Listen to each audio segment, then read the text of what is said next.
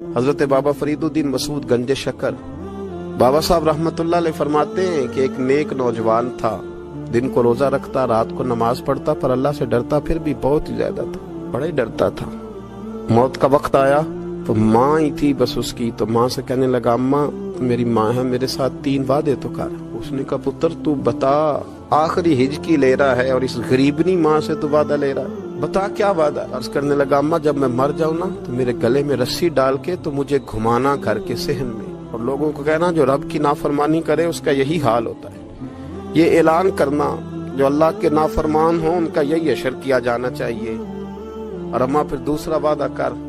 میرا رات کو جنازہ اٹھایا جائے، میں نہیں چاہتا کہ کسی کے منہ سے یہ لفظ نکل جائیں کہ وہ دیکھو اللہ کا نافرمان جا رہا ہے، رات کو میرا جنازہ اٹھانا۔ اور اماں تیسرا میرے ساتھ وعدہ کر کہ لوگ مجھے دفن کر کے آ جائیں گے تو تو میری قبر پہ چلی جائے گی،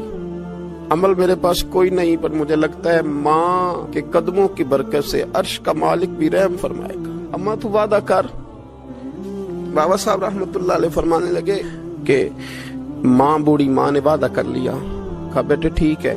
اگر تیری یہی ضد ہے تو میں تیار ہوں۔ پھر اس نے کلمہ شہادت پڑھا، اس نوجوان کی روح پرواز کر گئی۔ بوڑھی ماں نے رسی منگائی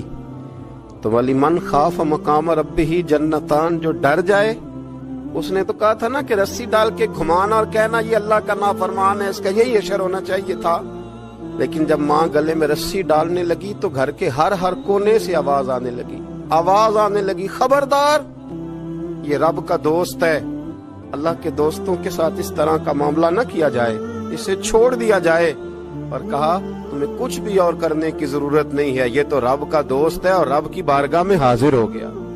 کوئی بندہ کہے گا کہ یہ تو ایک بابا فرید کا سنایا ہوا واقعہ ہے، سنیے بخاری میں حدیث ہے، نبی پاک صلی اللہ علیہ وسلم نے فرمایا، حضرت ابو ہریرہ رضی اللہ تعالیٰ عنہ راوی ہیں، حضور فرماتے ایک شخص مرنے لگا تو اپنے بچوں سے کہنے لگا کہ میں جب مر جاؤں تو مجھے جلا دینا، اور پھر میرے جلے ہوئے وجود کو پیس دینا، پھر مجھے ہوا میں اڑا دینا۔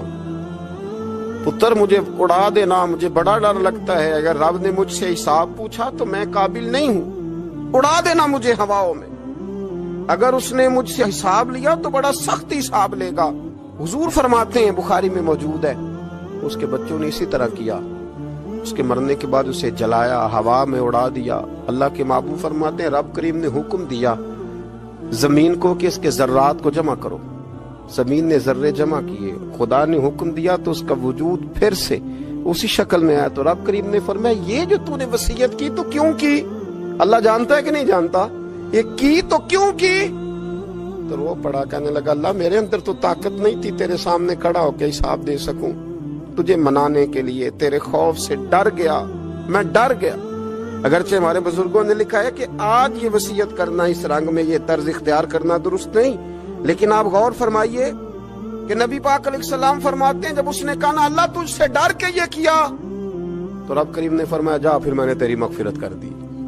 کیونکہ اللہ کو پتا تھا یہ دل سے بات کر رہا ہے۔